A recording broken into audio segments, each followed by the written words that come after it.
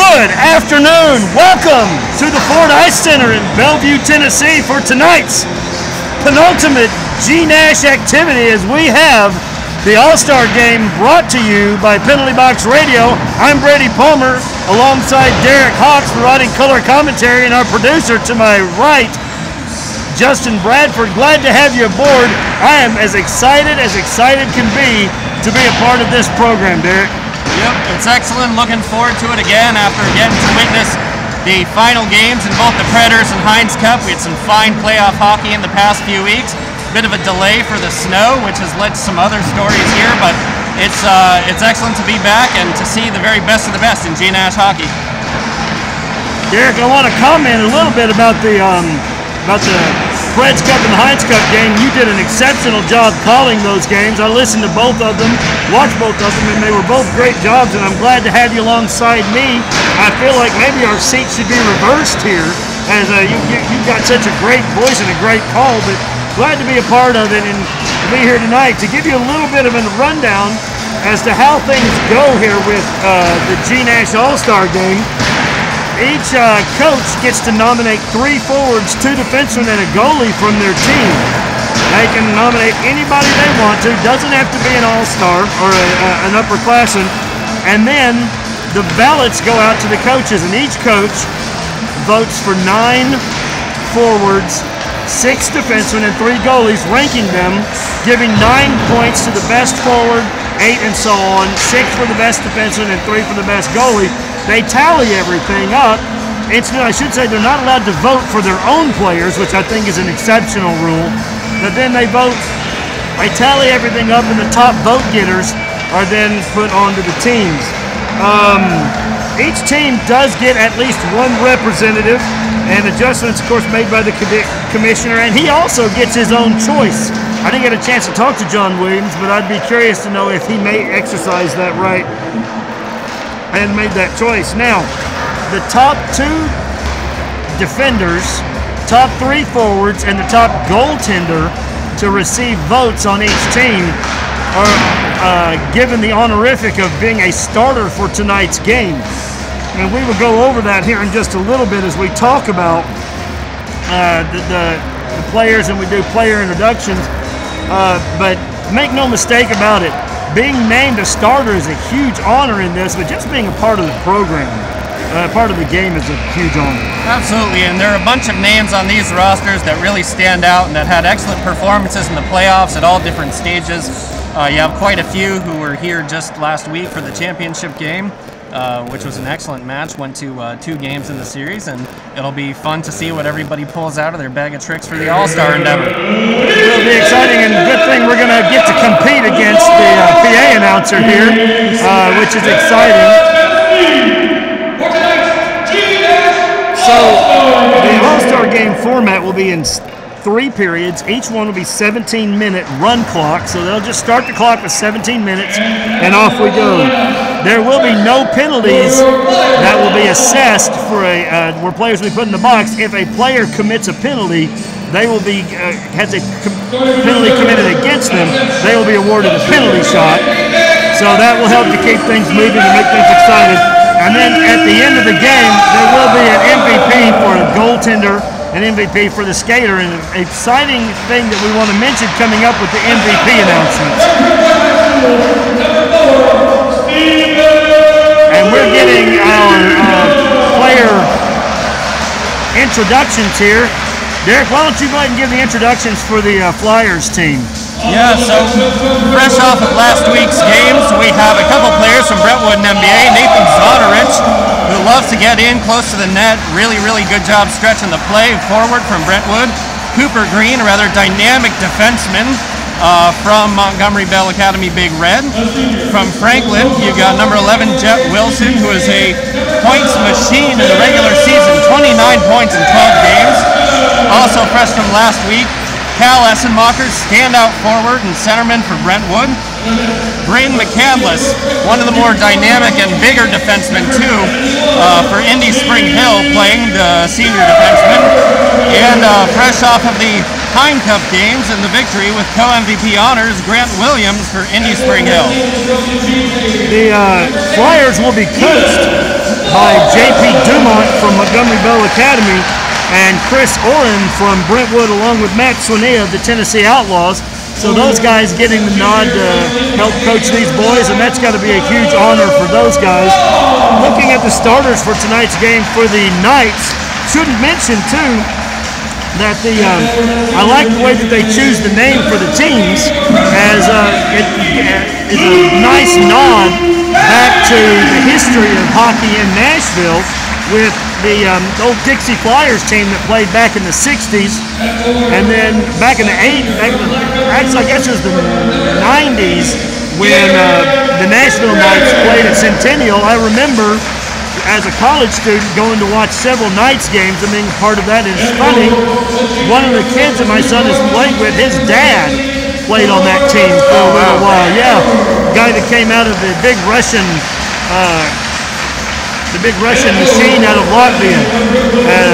So kind of excited. I love the names of those guys that they've chosen for these teams. As we look at the starters for the Knights team, two defensive starters, a senior from Hendersonville, Slava Yarger. Slava, one of those players that's a little bit, I think comes out to be a little underrated.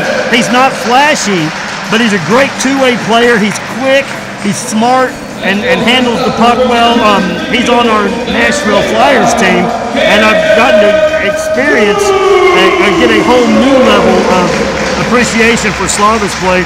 Also starting on defense for the Knights, a senior from Mount Juliet, Green Hill, Lebanon, a kid I'm a little bit familiar with, number 9, Lyndon Palmer. Not a whole lot that I can't say about that kid, other than he's maybe, in my estimation, one of the best two-way players in Nashville at this point. He great situational awareness, sees the ice really well, has played at both forward and defense all his career. In fact, he's playing as a centerman on his Nashville Flyers team and a defenseman for the Mount Juliet squad. So, pretty good, versatile kid. Yeah, and certainly a guy with the size to do both. It's interesting to watch him jump up into play. He does it so well. He uses his big stride length to advantage. He is such a neutral zone nightmare coming through in a way that a few players are in this league. Cal Essenmacher is another one that I can think of.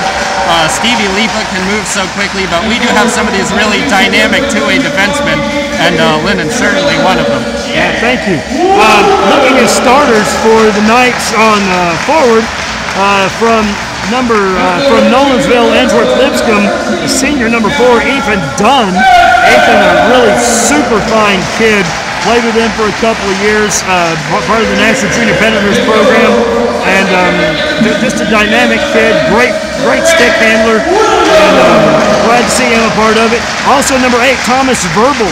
Thomas Verbal, one of those kids that's sneaky.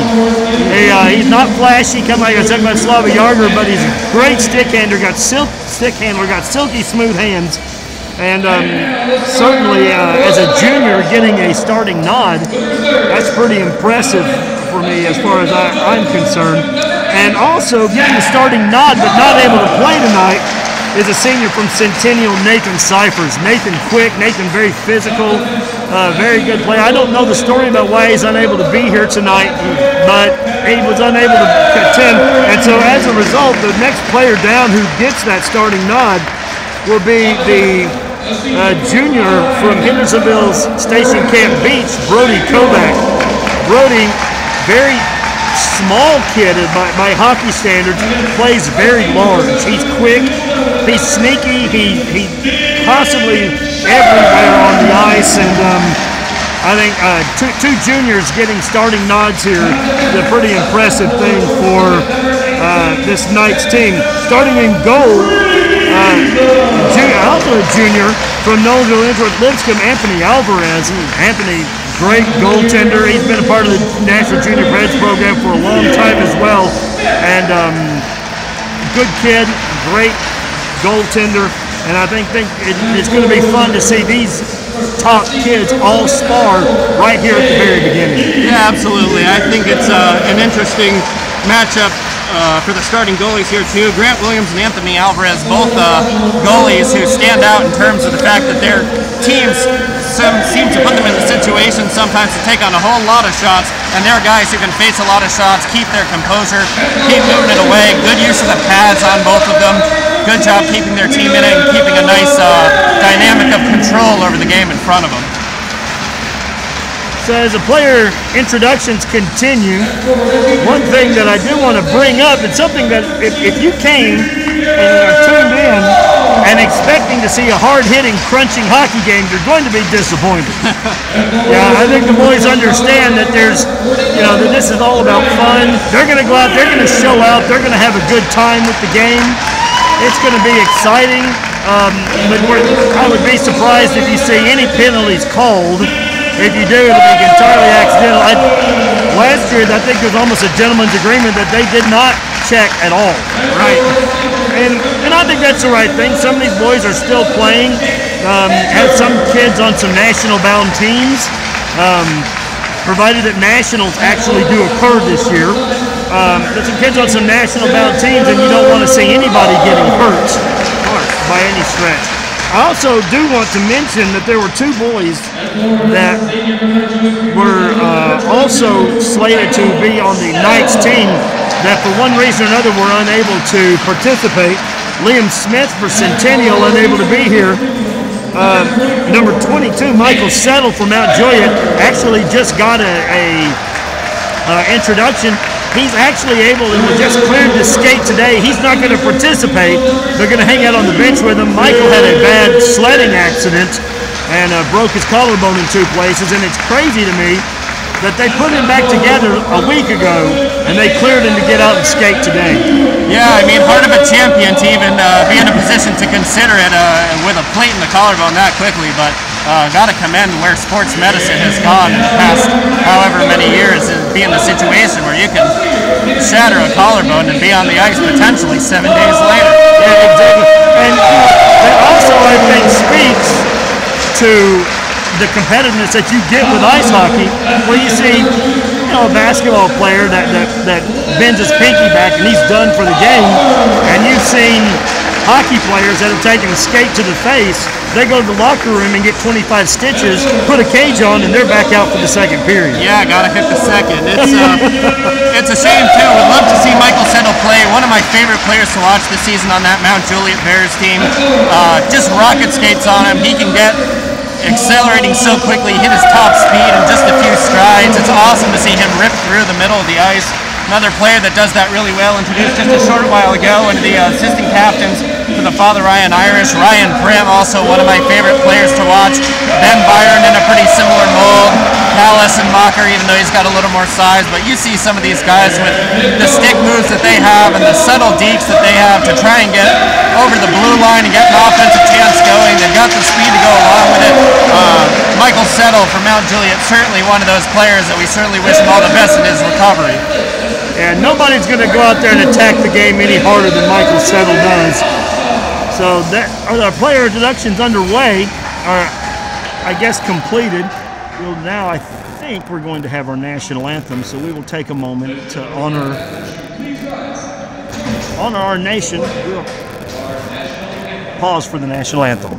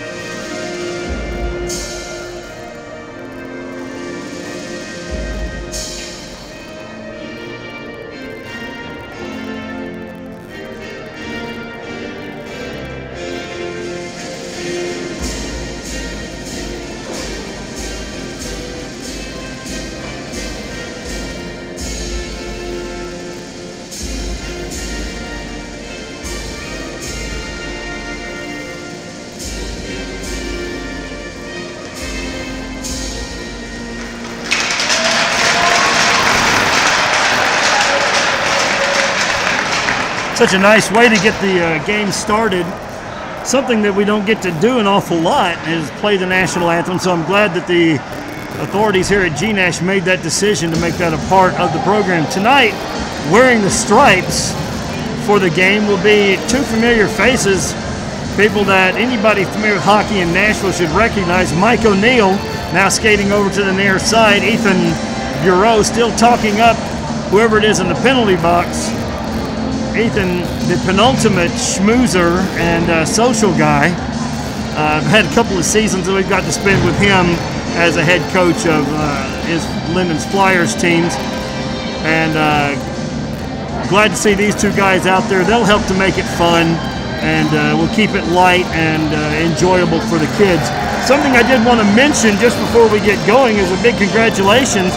9 of these players that are out here today, members of the Nashville Flyers U18 AA team that won their SYTHL League Championship and the tournament championship. Lyndon Palmer, team captain, along with Slava Yarger, Braden McCandless, assistant captain, Zach Thomas, assistant captain, Jake Panner, Jackson Smith, Carter Cranford, Garen Hendricks, and Gavin Chezik, all part of that program. So congratulations to those boys as we're getting ready to get underway. As stepping into the face-off circle to take the face-off will be Ethan Dunn against Nathan Zonarich. One back. Slava Yarger will retreat. Jump back behind the net. Sends it around the corner. Over to Brody Kovac. Puck comes around. Cooper Green sends it in deep. Sent back around by Jett Wilson. Essenmacher back up top. McCandless over to Cooper Green. Quick cross-ice pass. Nice job there. Broken up by Lyndon Palmer. That's picked up by Thomas Verbal. Verbal, poke checked away by Braden McCandless. Cooper Green will bring it around. Over the blue line. Skates in. Excellent pair of defensemen there. Yes. Cooper Green and McCandless both have that two-way game. I'd say Cooper Green's maybe a little more offensively oriented, but McCandless's control of the puck, stopping it, going the other direction, that first pass, he is so good at all that, and he's happy to drag it in over the red line himself too. Speaking of puck control, Lyndon Palmer comes in, scoots around, looking, trying to get the first shot of the game on, sends it back up top to Yarger. Yarger whiffs on the pass, quick outlet pass up to Ben Byron. Lyndon Palmer slows him down, coming in behind there, Slava Yarger. And now Jake Panner coming in, giving him all he wants. Panner overskates it. Boy, there's a lot of yellow jerseys out there. Excellent job by Byron to get a piece of that, but it looked like the controller died about halfway through, but he gets the goal there. Sorry to say, Ben Byron hurt him. Ben Byron just comes in, nice lazy shot just right over the blocker, and Anthony Alvarez sitting there trying to figure out what happened. Byron just loves that right circle shot, low right circle. He was racking it up in the championship series for the Predators Cup that way. First game he was on hat trick launch shots from there. He loves that spot, and he puts it across the grain like he likes to do over on the left side of the goal early to get us 1-0. So Byron lights the lamp on the first shot of the game. Puck sent up there by Mason Breedlove. Sophomore from Summit, turned over, and Stephen Leepa sending it up to Will Morrison. Will Morrison, the senior from NBA, with his line mate, Tyler Loud. Loud sends up Breedlove, puts in the puck forward. Leepa, shot taken, quick rebound, nice movement there by Anthony Alvarez. And Mike O'Neill's going to blow the play dead as the net came off its moorings. 14-16 remaining in this 17-minute run clock period. If I'm a goalie, there's one player who I don't want to see step in to take a shot just underneath the circle from the point. Stevie Leepa might be the one. He is so dangerous, so dynamic. One of my favorite players, not even just defensemen, but players to watch in this league. Yeah, absolutely. You can't say. And he just came in out of the middle of nowhere. Quick scoop pass there, or scoop shot there by Ben Byron, turned away. He came out kind of out of the middle of nowhere and has just been one of the most dynamic players that you're going to find on this team. Seth Hagan now skating in. Puck comes in behind the net. Scooped up there by Title Lab, who's going to send it long, and that's going to be icing. Hagan, a guy who can win a lot of foot races, and he nearly did. And against some of the other defenders here tonight, might have had a shot at looping all the way around, but Lipa, despite being one of the smaller defenders on the ice, uses his size, what he has so well, and uses positioning so well to get plays over to the side. And holy smokes, he's fast as lightning. He is. So, shot taken, defended, knocked out of there by Nick Yurkovich. Glad to see Nick Yurkovich out, able to play. Nick had to miss most of his GNASH season. The puck goes up into the bench and is whistled dead. But Nick had to miss a lot of his GNASH season with a broken arm. Just got cleared to play just prior to the tournament. Talked to his dad last weekend as we were in a tournament in Nashville, and said he'd be ready to play. So we're glad to have him out a part of it. Nick's been a kid who's been a big piece of hockey here in Nashville for a long time. Lots of people know the Yurkovich family. His younger brother, Matty's certainly going to be an all-star for long. Puck sent up by Nick Yurkovich. Over to Haley. Haley chips it up.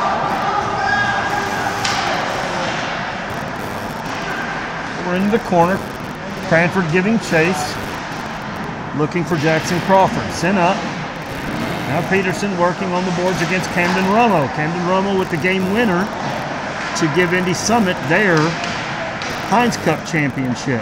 What a goal it was. It was patient as patient could be. Puck knocked around by Patrick Cavallari. Peterson now working the puck around. Tip pass.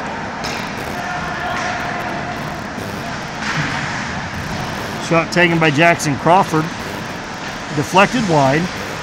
Chipped out by Yurkovich. Kept in there by Slava Yarger. Yarger skates in, centering pass over, looking for Tegan Bartz. Make that, I'm sorry, that's William Bailey. Yarger, unbelievable speed to get into the zone on that shot. I thought it would be good if he could just keep it onside, but nice movement of the puck after the boot. You know what? That actually, I'm going to have to say that actually is Tegan Bartz, as he's wearing an old station camp jersey. Repping his school.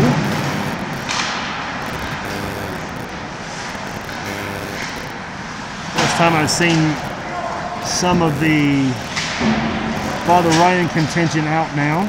Is Ryan Prim going to turn the puck up? Around behind the net, that's Jackson Smith. Smith sends it back around the boards. Cooper Green, cross ice to Smitty. Smitty with a shot, deflected wide. So far the Knights need to see if they can apply some pressure. Shots 4-0 so far, as not one shot registered against Grant Williams. He's over there. I think I saw him put in an order for some nachos. He was working on some homework over there. He's got a little time. It's up on top of the goal. Essenmacher. Puck comes away from him, picked up by Cooper Green. I think he was trying to hit somebody with a pass. It went errantly wide. So Essenmacher now skates in. Tips it over. Slava Yarger now going to pick it up and dump it out of the zone. How many pucks does Essenmacher steal in the neutral zone a game? It's really just unreal. A lot. Mark Stone-esque. I think he and Lyndon Palmer are the two players in the league that might be the biggest neutral zone nightmares for opposing teams. They're just puck magnets around the red line. Absolutely. Speaking of which, puck comes over to Lyndon Palmer, who skates it up. Lyndon comes in, looks, shot taken, deflected there by Kyle Barberite, but he picks up his own shot over into the corner and battling against Stephen Lipa. Barberite, another one of those defenders who would sometimes be quiet on the point sheet, but you could see the difference that he made for Brentwood defensively in their two-game series against the Big Red from Montgomery Bell. And what a series that was. That was so much fun to watch. Puck sent up by Finn Shirley. Shirley, for me, a surprising MVP. Not that I don't think he has the skills. He's just a quiet player. He's a great player, and of course I've watched him an awful lot, but he's one of those kids that isn't flashy. He's a good goal scorer, good shooter, good stay-at-home defenseman. But not one of those players that you go, well, yeah, he's an obvious all-star. He is, but he's not obvious. And you have Byron over here running cone drills around the side of the net behind Alvarez. And, I mean, it's working. You got a lot of Brentwood players out on the ice right now. And puck possession, not an issue for them right now.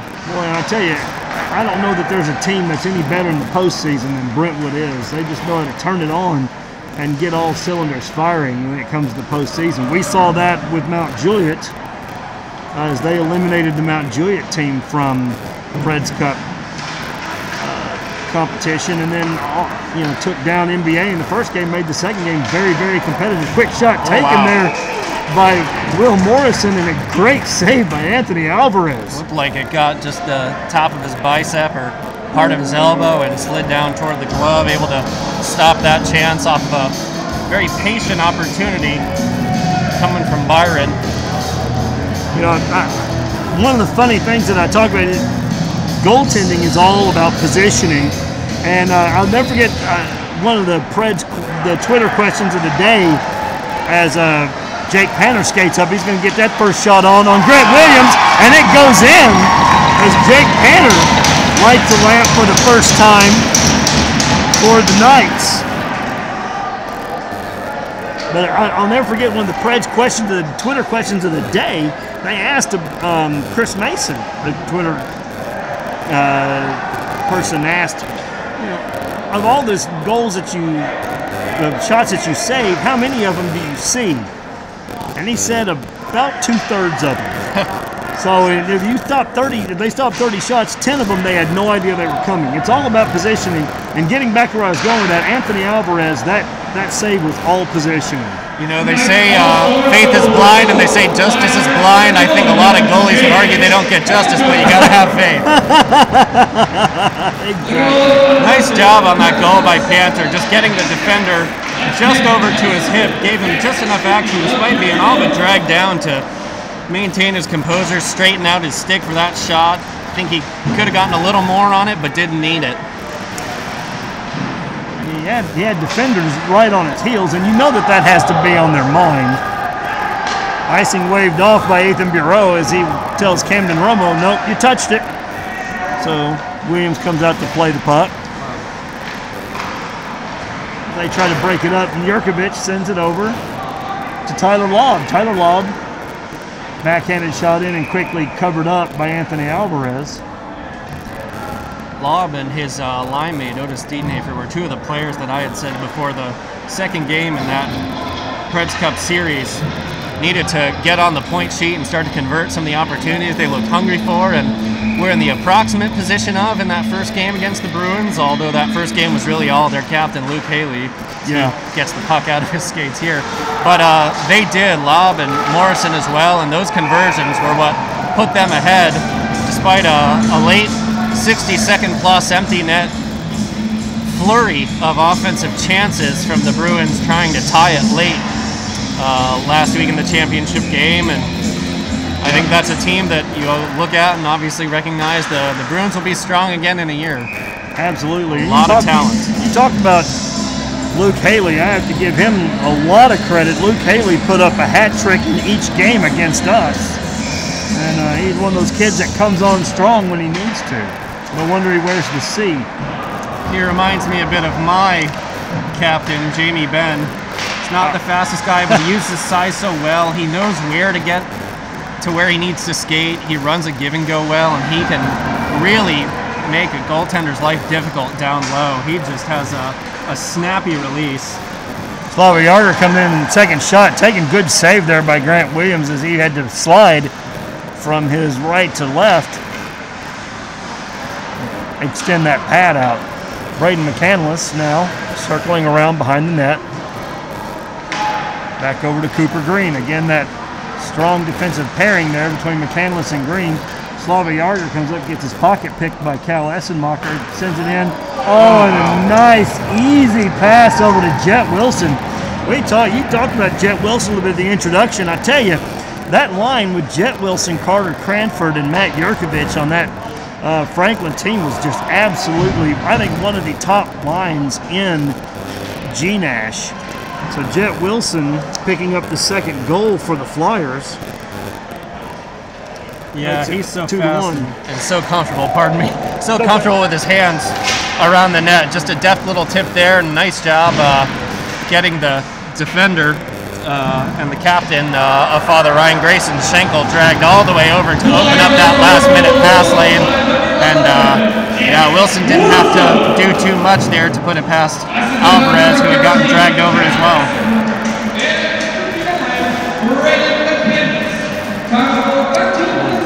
So good stick work around by Byron.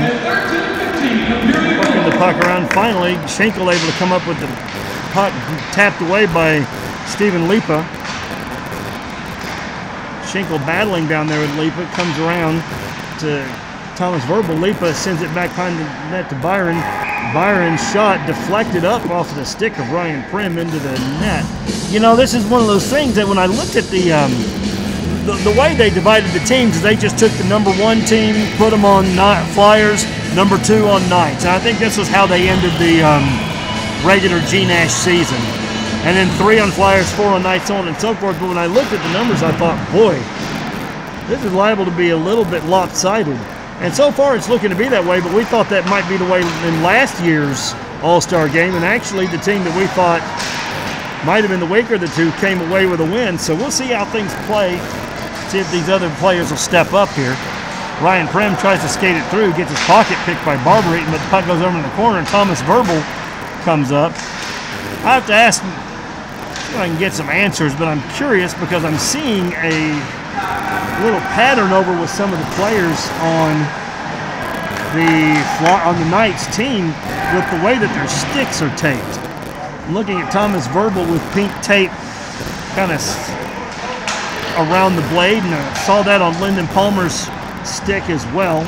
Let's see, I wonder if that's boys are often very interested in social causes, and breast cancer awareness one that I know we get that they like to rally around, something that affects everybody. Quick pass from Palmer over to Kovac. Kovac with a shot, turns away. I want to give a special shout out. You know, lots of people that are affected by breast cancer. One of the players who made All-Stars last year didn't make All-Stars this year, much to my surprise as we get a stoppage, was Ethan Pastizzi, and I want to give a shout out to his mom, Laraz, who might be watching. And just had recently been diagnosed and undergoing treatment for that, so we want to be aware of that. Also want to give a shout out to Ethan Pastizzi, who was playing in a lacrosse game over the weekend and took a lacrosse ball right to his ribs and had to be taken to the hospital. Oh, goodness. Yeah. But also don't want to mention Ethan without mentioning Aiden. Oh, quick shot there by Morrison, wrapped up by Alvarez, as we're going to end up trying. But Aiden Pastizzi, destined to be an all-star here as well. Yeah, he was playing so well for his team, and even the development from the first to the second game, his level of comfort and involvement, his activity with the assists. Aiden's, I think, a very, very promising defenseman to watch in GNASH hockey. So, looking at just a little bit of stats here, of course, the Flyers up 2-1 off of goals from Ben Byron and Jett Wilson. The goal from the Knights coming off the stick of Jake Panner from Mount Juliet. 13 shots on goal for the Flyers, only 3 for the Knights. So we're going to credit Grant Williams with 12 saves. I'm sorry, Anthony Alvarez gets 12 saves. Grant Williams got 2.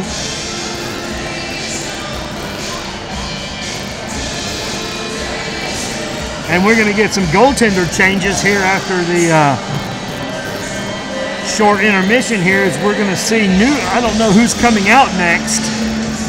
We'll find out shortly enough. I've got to give a shout out just before the game started, and right after the anthem, one of our members of the Stripes kindly came over to let Michael Settle back off the ice because he had the arm of what I assume to be the recently repaired collarbone under his jersey. I presume in a sling. He only had one hand out in a sleeve, so he had to be let off the ice just before the game began, or he was about to be perhaps an unwillingly close patron of the game from that part of the red line. So Jordan Palmieri will be in net for the Knights. Sean Farrar, the goaltender for JP2 MLK CPA Jr., will be there for the Flyers. Lyndon Palmer, stick drag around, quick shot taken right over Sean Farrar. Holy moly, what a toe drag and a stick handle backhand shot, and Palmer going up there, and Mount Juliet flexing their muscle for the Knights as they put up 2 goals so far. Palmer, I think there might have been a little bit of an exclamation point on that. Palmer and Sean Farrar, very good friends, having played on the same team for several years, and they like to give each other a hard time anyway. I think Lyndon might have done that just as a, hey, I'm here sort of play. Well, nothing like a tying goal to send a bit of a message. Farrar, the top goaltender by save percentage of anyone in GNASH in the regular season who played at least 6 games. Save percentage of .945. Wow. And a GAA of 1.09 in 6 regular season games. So I'm sure he'd like that one back, and it's tough to face the first one. But when Palmer comes screaming across the blue line, takes a couple paces. It's hard to catch up with him. And a big body to stop in between the hash marks there. No one there to do it, and all the room in the world to drag it back in. I do want to mention Jordan Palmieri, the sophomore goaltender from University School of Nashville, Brentwood Academy, and Franklin Road Academy. I want to give these boys all their props. So that was Tyler Laub, takes a shot, goes wide left, but down into the corner, pop back around into the other corner, and Laub will reset. Comes up the middle, turns, shot taken, goes wide. And Cooper Green, his teammate, picks up and dumps it down low, looking for Jett Wilson. Jett Wilson with the last goal scored for the Flyers. Essenmacher thinking about the Michigan, but was he seriously getting ready to try and chip that over the net? It only works if 8 people don't see you do it. Yeah. But boy, we'd be talking about that for a month if he had pulled that off. Next thing you know, somebody's going to try the old pick the puck up and scoop it around the net. Barberite now over into the corner. I'm sorry, that was Essenmacher. Barberite now up at the blue line, sends it back. Cooper Green over to Laub. Laub skates up the middle, sends it over to Essenmacher. Skates back up to the wing, tries to hit Laub, and picked up by Stephen Lipa. This is quite a strong group of players. Oh, nice save there as Lipa came right through the crease and took a shot. Palmieri able to turn that away with his pad. No one pulls that move off better in this league than Zonarich, his teammate. But a fine effort, and Lipa collects his rebound even so quickly again, pulls back, shifts his skates to find the next pass. Just what a complete player. That was a heck of a deflection as Essenmacher put everything he had on that shot. Got deflected up and off of the cross member in the roof. You don't see that too very often. Got 13 minutes and 20 seconds remaining here in this second period with the score tied 2-2. Glad to have you aboard the Penalty Box Radio production of the GNASH All-Star Game here at Bellevue Ford Ice Center. Brady Palmer here along with Derek Hawks and Justin Bradford manning the camera. Byron, nice behind the back flip. Finn Shirley able to pick that up right away and send it back in, but brought back in deep by the Knights by Jackson Smith. Smith wearing a different number than I'm used to. Threw me off for a minute. Lipa skated around, giving chase Thomas Horvath.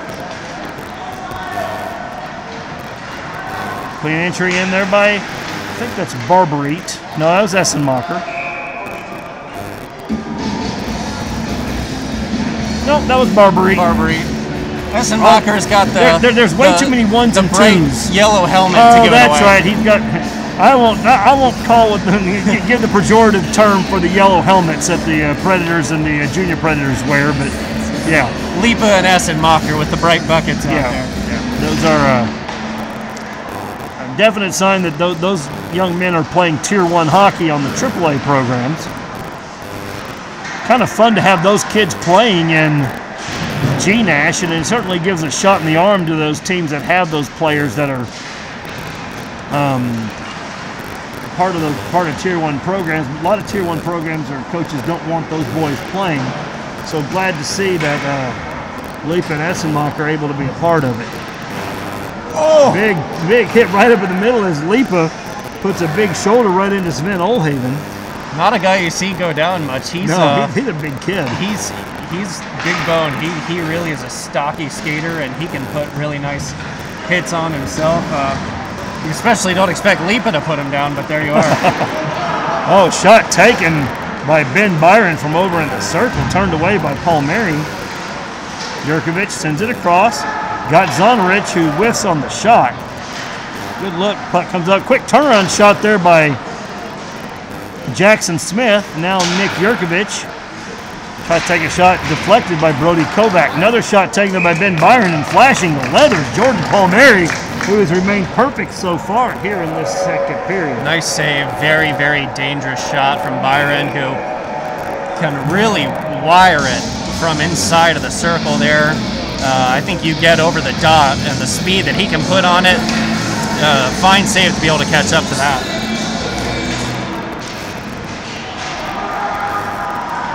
Face off one back as Nathan Zonarich ends up on his keister, but Brody Kovac sends it up forward. Yurkovich will come down being challenged there by Jake Panner. Working over in the corner, that's Jacob Harrison with JP2. Shot taken by, I think that was Tegan Bartz. I got to figure out some of these numbers. I've got too many players. I can't figure out who's who. That was Bartz. Really fine job continuing that play, and Panther was looking at a lot of daylight on that glove side. If that puck had not gone quite so far over into the corner, I think that could have been Panther's second and an opportunity to go up 3-2 on just the 5th shot of the game for the Knights. Cavallari gets the puck over. Jake Panner looking to make something happen. Stick handles around, centering pass. Deflected there by Morrison. Tegan Bartz trying to work the puck. Zonarich now picks the puck up. Shot taken and turned away. Tried to put it short side, but that side was short. Ended up on the wrong side of the pole.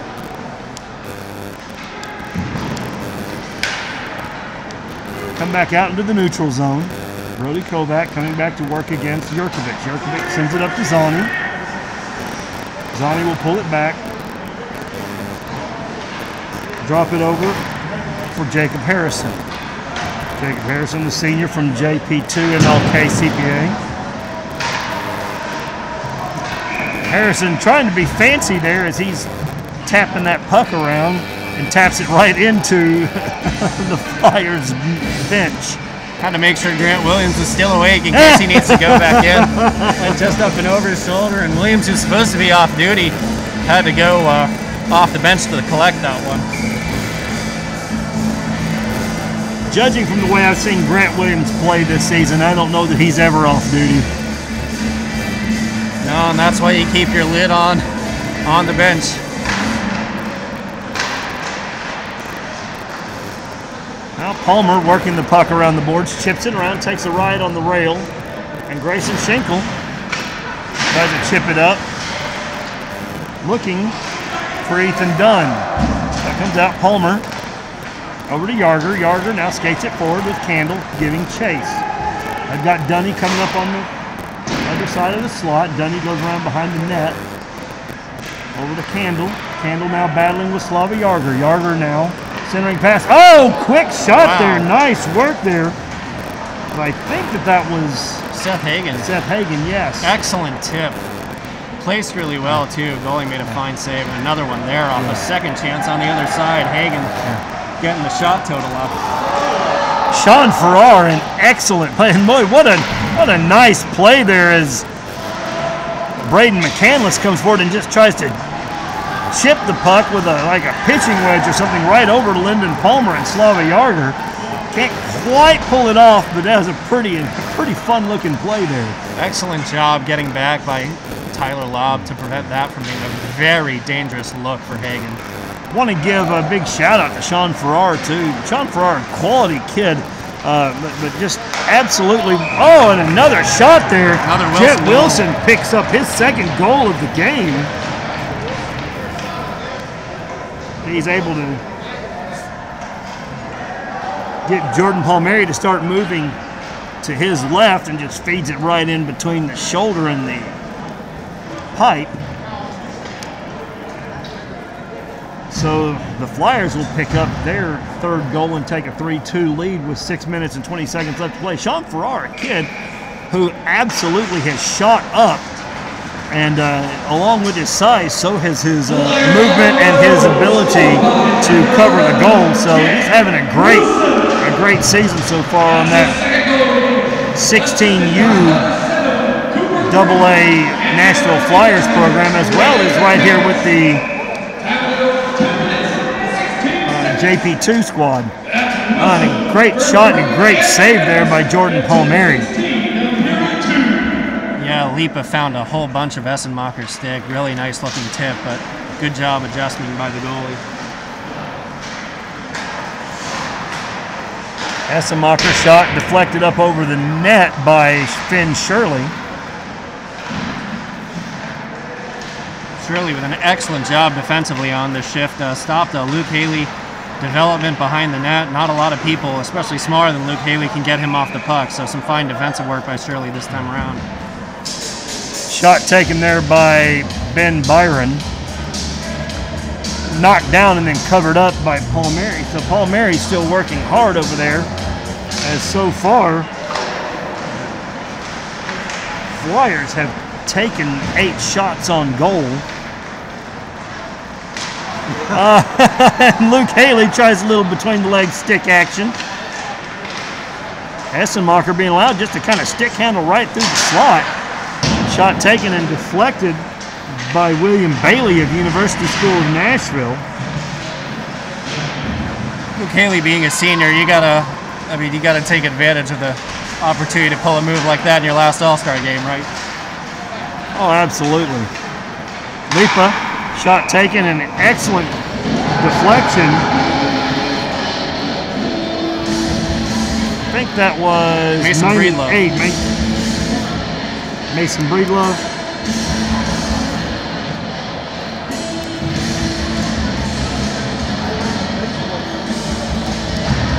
Oh, sitting in a great vantage point way up here at the top of the stands here in Bellevue 1.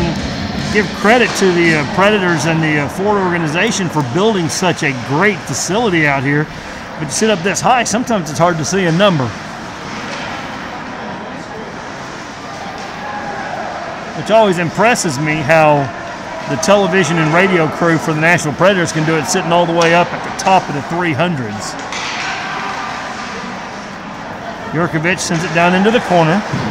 Zachary Thomas, stand out forward for Indy Spring Hill. Sends the puck back around. Yurkovich tries to shoot. Puck deflected. Got tipped out there by Ryan Prim. Now Thomas Verbal chips up. It's going to be him and the defenseman Jacob Harrison. Verbal skates around.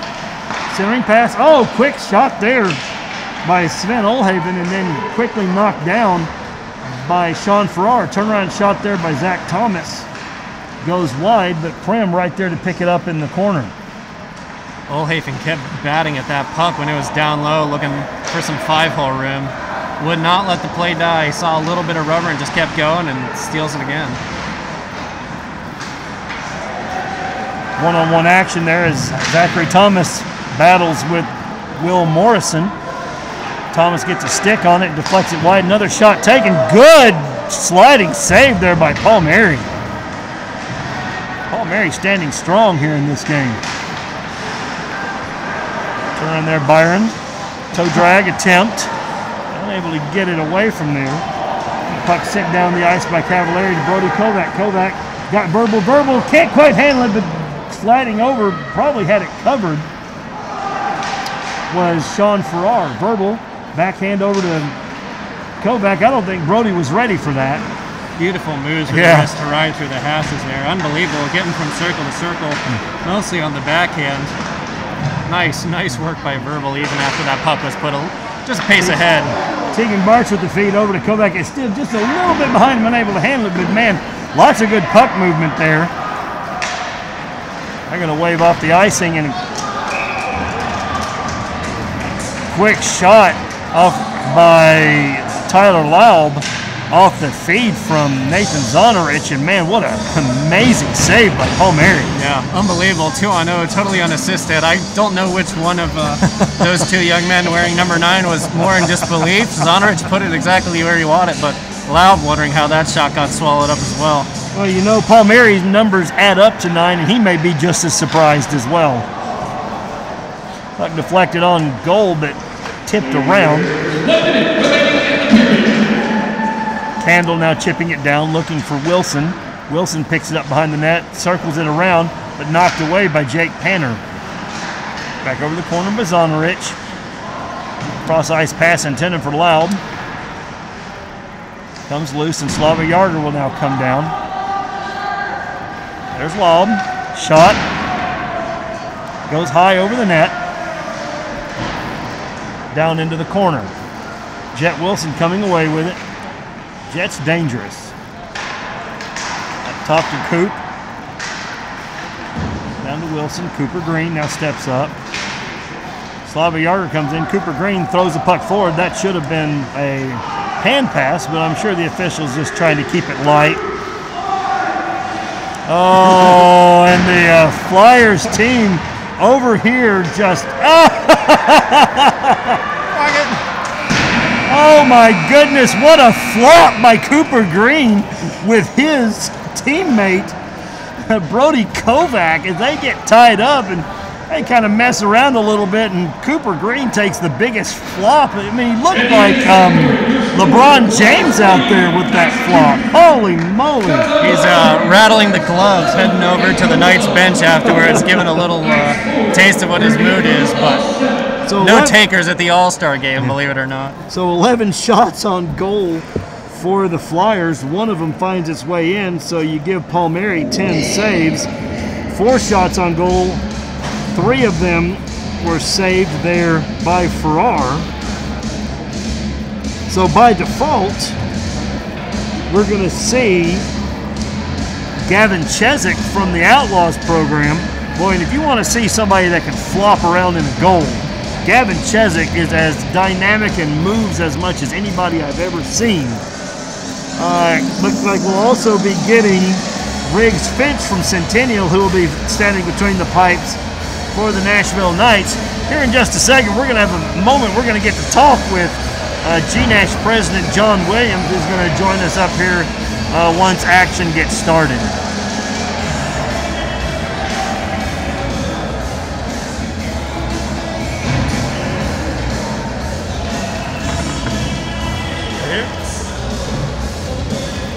We're ready to get underway, and looks like going into the face-off circle will be Cal Essemacher against the defenseman Lyndon Palmer.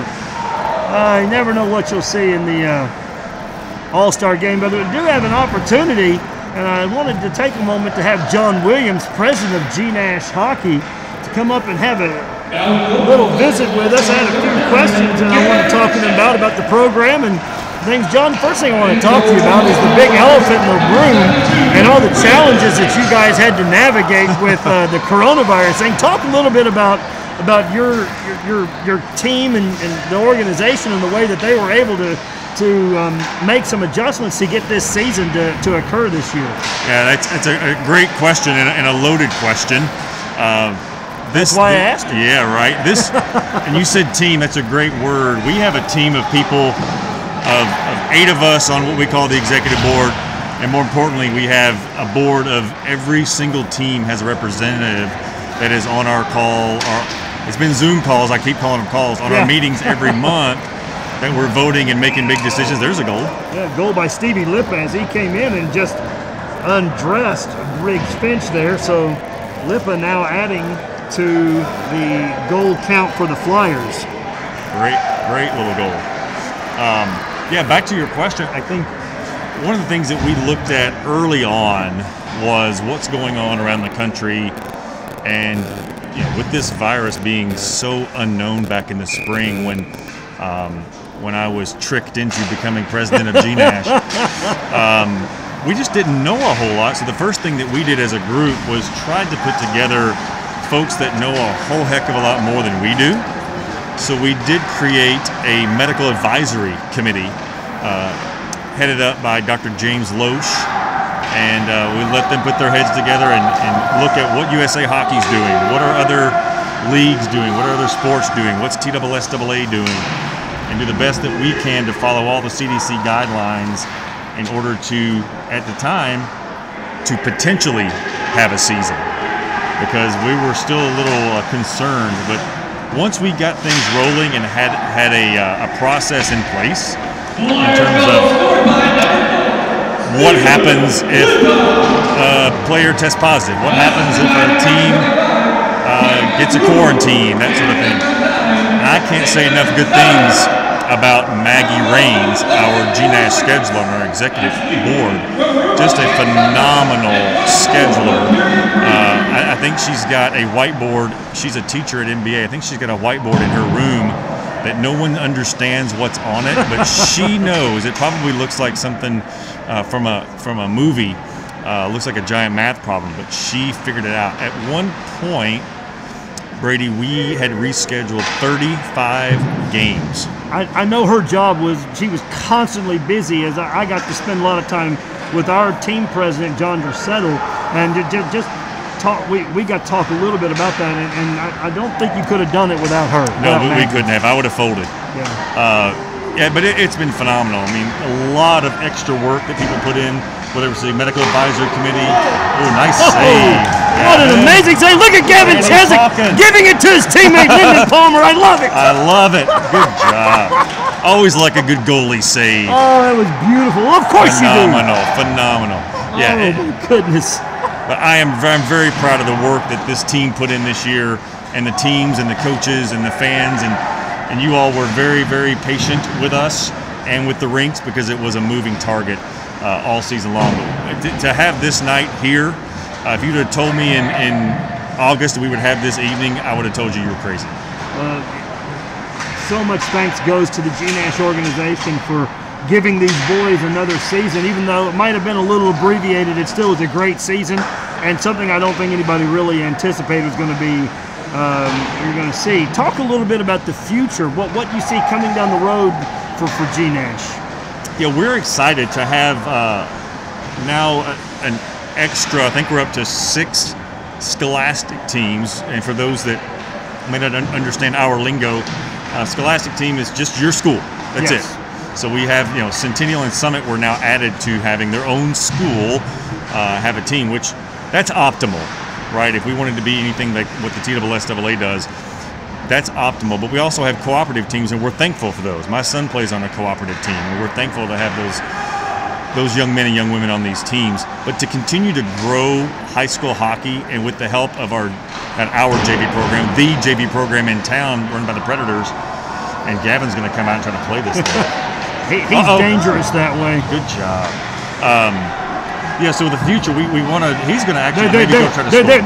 He's trying to get an assist. He did it all season long, and finally got one last weekend in Nashville.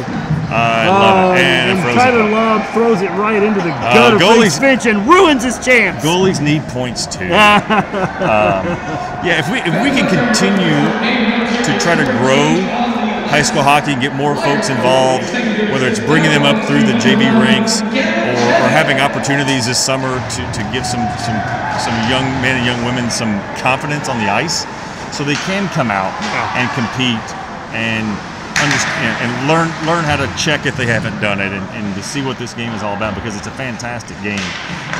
We've instituted some things this year I'm really proud of, and some of it was just trial and error. we went to a 3 official system in the playoffs, or actually in January.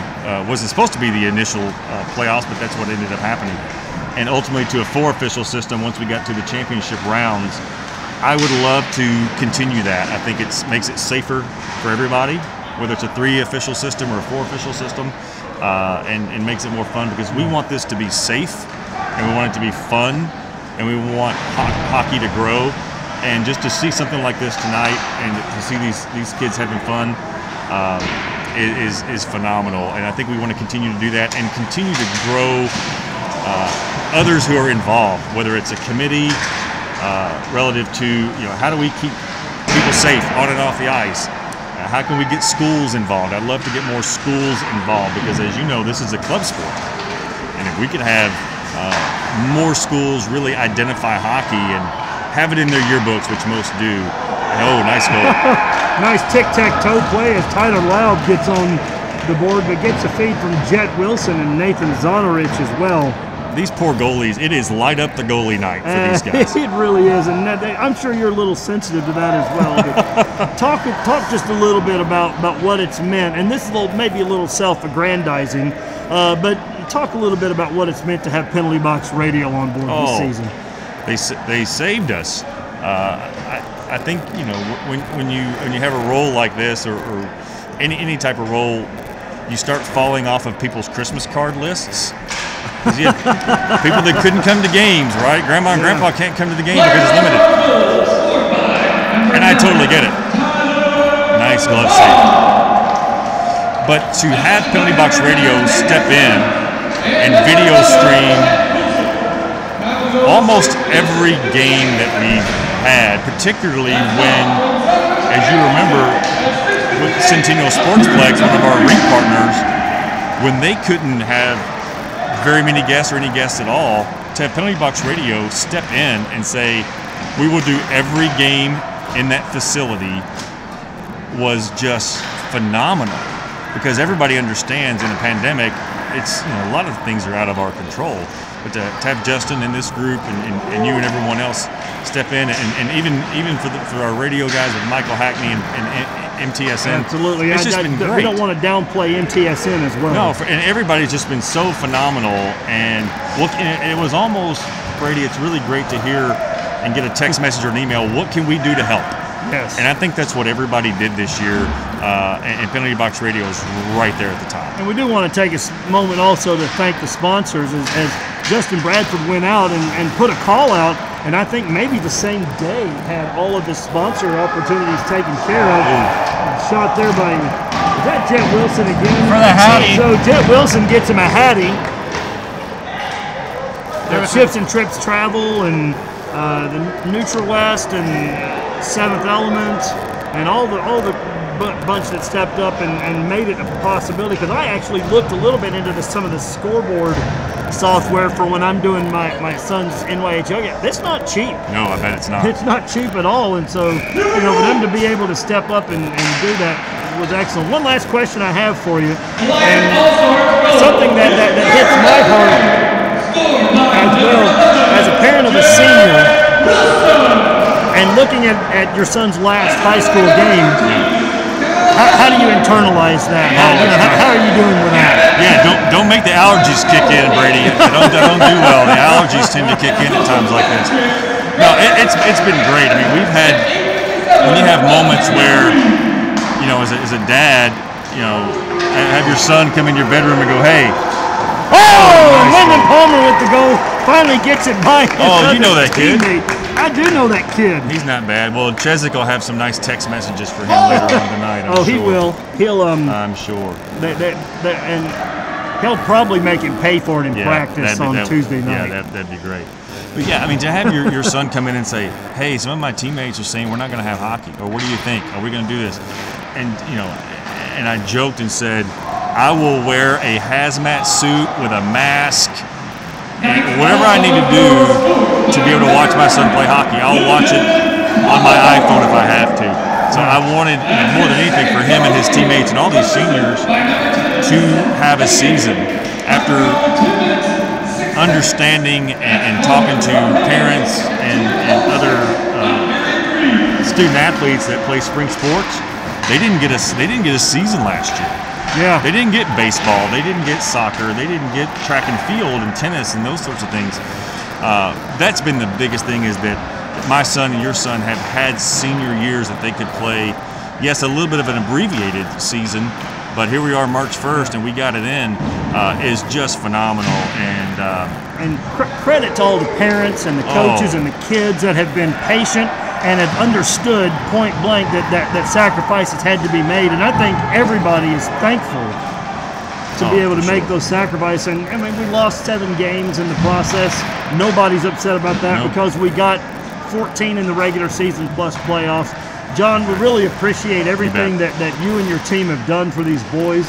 We'll wish Grant luck. We'll wish you luck as y'all make that transition to whatever the next level that Grant moves up to. I know he's got lots of options, and I know you'll be following him in whatever way, and we all will be too. As hockey doesn't end right here, we're all family, and it's been great to be a part of it. Thank you so much. Thank you for having us. And I got 14 more months on this, so pray for me. We will do that. Thank you very much, John. Appreciate you. John Williams, NYHL president. Glad to have him step up. I thought it might be about a 5-minute talk. Turned out to be 13 because he probably is a little bit like me and doesn't have any problems talking.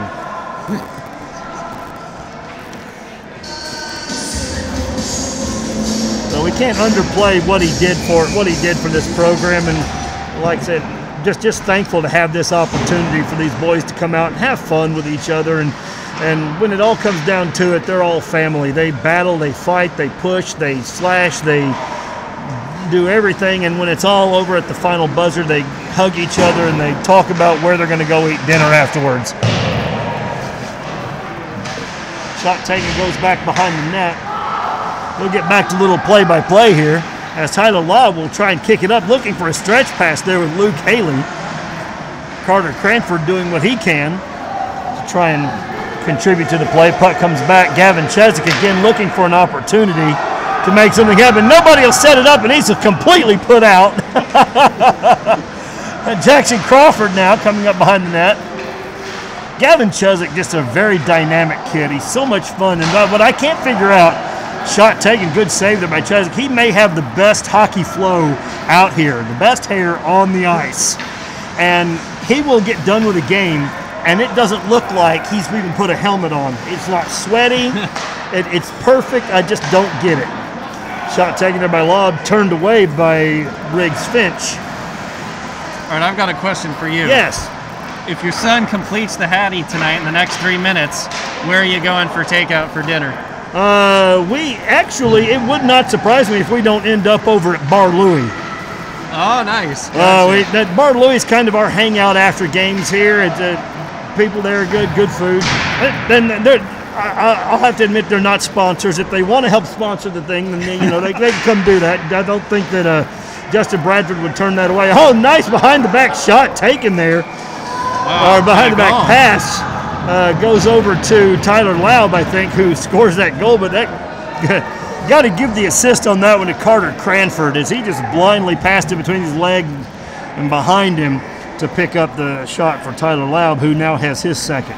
Another player I really enjoyed calling this season, Carter Cranford, I think one of the more underrated forwards in this league. Carter's a kid that doesn't know how to shoot the puck. He is he's a playmaker. He's a kid who sees other players coming and sets plays up for them. We can't get him to shoot in the SYTHL either. But great kid, great player. Essenmacher down to the point where he's ready to just fiddle around. There's a minute 40 seconds left to play here. I've been watching Byron run a keep-away tutorial for the latter half of this game, really. Essenmacher not with a goal just yet, but I'm sure he'd love to get one in the last 90 seconds. Verbal takes a shot, and it goes over, but turned over. And NBA tries to send the puck up to Essenmacher. Essenmacher knocks it over. Jett Wilson will pull up, tries to send in. Thomas Verbal's going to pick that up, chip it around, at least attempt to. Looks like Nathan Zonarich being a little pesky.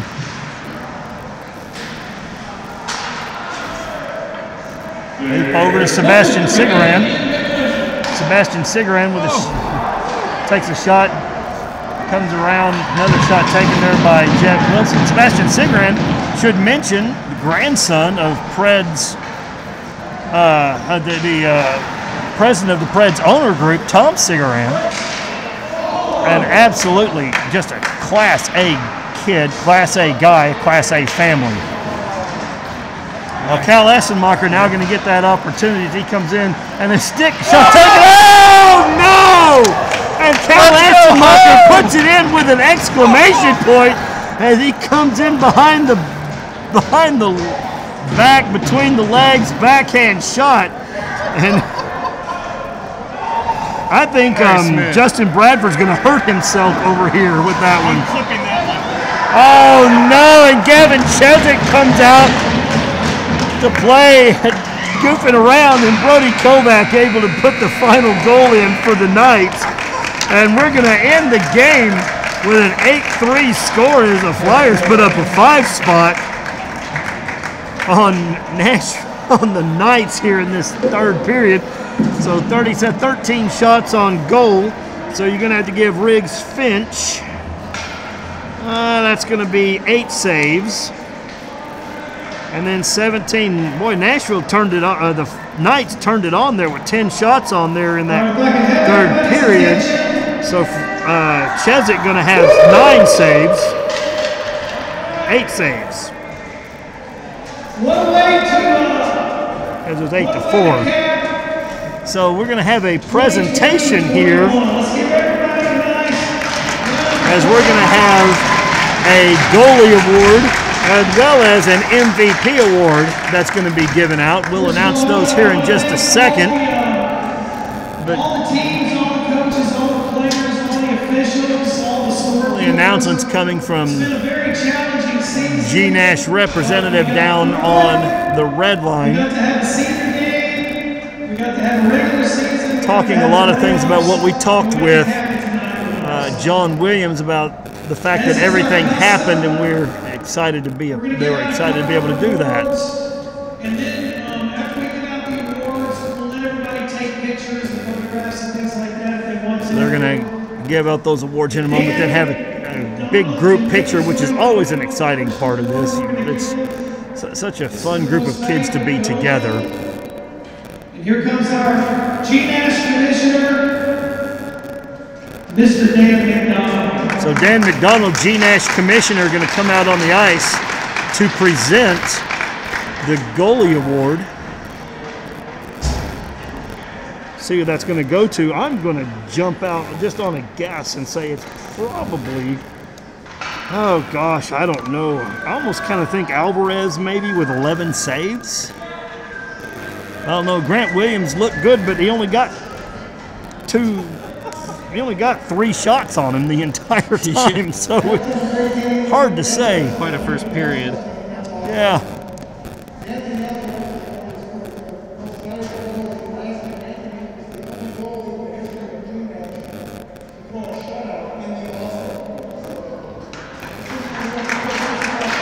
They're saying that Anthony Alvarez, the only goalie to ever throw a shutout in the All-Star game, must have been in a previous year. But they're going to give it to Gavin Chezik.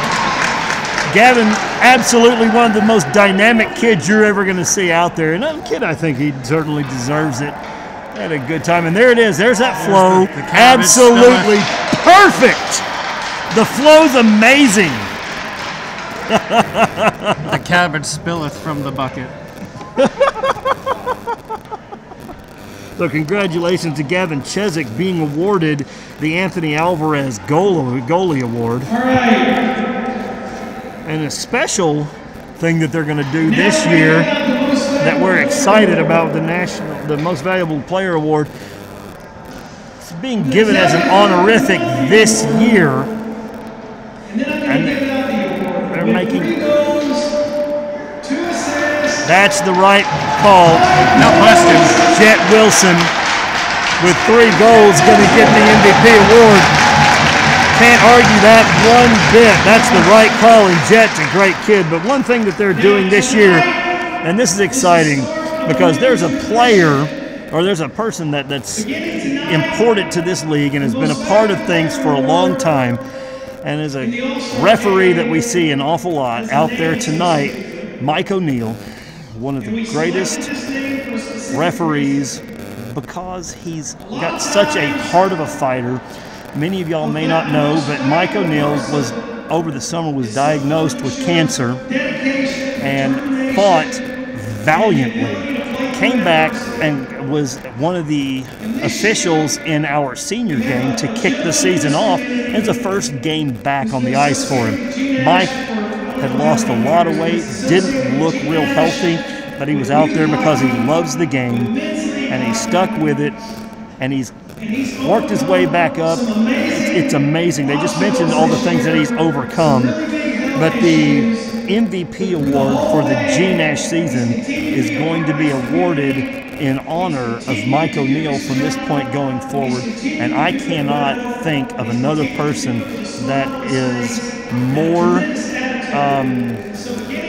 emblematic of what we want to see from all of these boys here at GNASH hockey. Mike O'Neill getting all kinds of stick taps award, and he's going to get to skate forward and I think present that award to Jett Wilson. Picture opportunity. Folks, Mike O'Neill fought valiantly, and we talked about Hockey Family.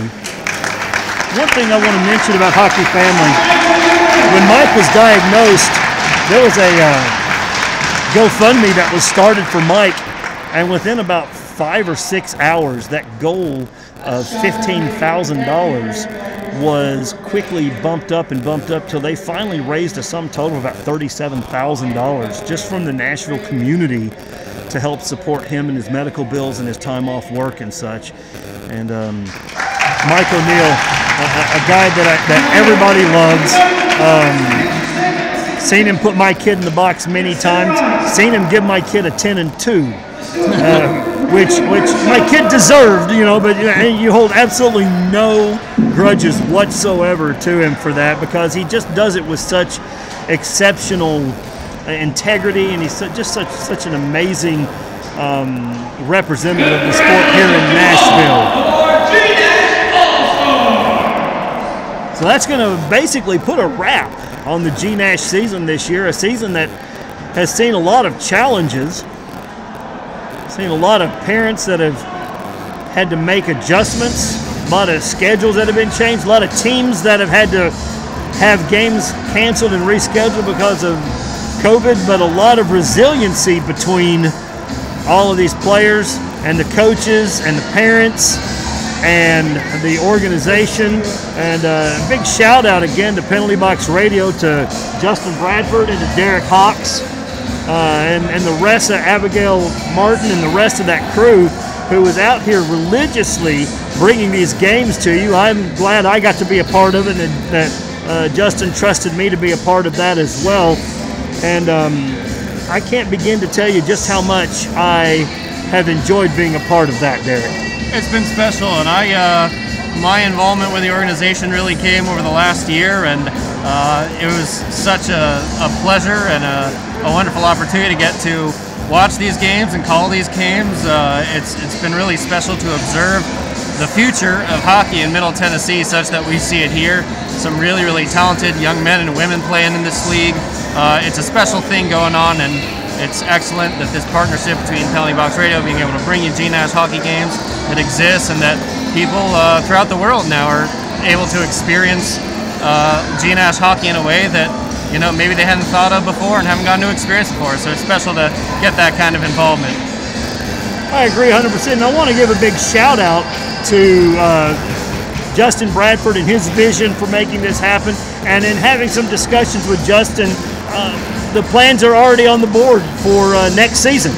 So this is not, hopefully next season there will be no restrictions with COVID. We'll be able to have full bleachers, which I'm telling you, that's the thing I missed the most, was not having student sections, not having the full crowd with all the cheering and the noise that they could make. But in the same respect, we got something new that was brought to it with Penalty Box Radio here, giving out these, doing these broadcasts, and bringing it to parents and family that may not be able to be here. We know we've got parents from all over the United States, or grandparents all over the United States, that are able to tune in and watch their kids play when they wouldn't be able to do that. And so what a wonderful thing to come out of such a horrible thing such as COVID, and we're glad that that was a part of it. I was hoping we'd have a player be able to come up here, but they're too busy having fun on the ice, and we don't want to interrupt that, because in the end, that's really what it's all about. Folks, glad you could be a part of the program. Glad we could bring it to you. We are so looking forward to being a part of GNASH hockey next season, which will be here before you know it. Start looking for things around October, because that's when the season usually starts. We'll look forward to another great season of GNASH hockey. For Derek Hawks and Justin Bradford, glad to have you aboard. You have a great evening, and God bless, and great hockey.